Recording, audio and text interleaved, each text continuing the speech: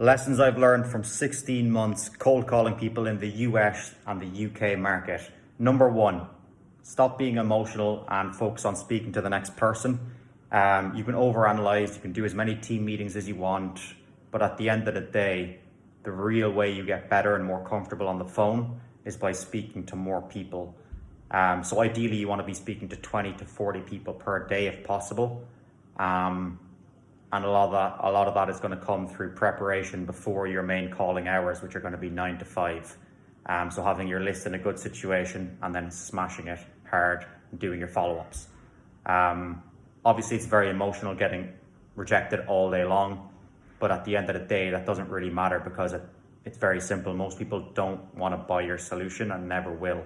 So it's about you speaking to those people, finding out where they're at, and then moving on to the next conversation fast, and if relevant, following up with them. Number two, have cold calling blocks that you always stick with. So for instance, if you want to do 3 hours of calling every day, have a calendar, put the times in your calendar and ensure that you stick to those times and they're non-negotiables. You don't scroll LinkedIn, you don't look at TikTok or Instagram. You call and that's the only thing you do. You're ready, your dialer's ready, your list is ready, and there's no fluffing around.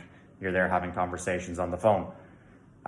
Number three, stop obsessing about being an account executive. I briefly was an account executive in New York City for about 8 months. I had this idea in my head that it was all glamorous. In reality, it was incredibly boring, very slow. And yeah, being an SDR, in my opinion, was actually more enjoyable. So yeah, it's not as if it's some like magical job that you get. Yeah, simple as. Focus on getting better at cold calling right now.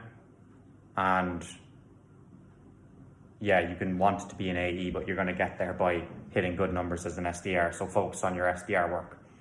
Number four, learn from somebody who's actually done what you want to do. A lot of SDR managers, sales leaders, they love to talk about cold calling.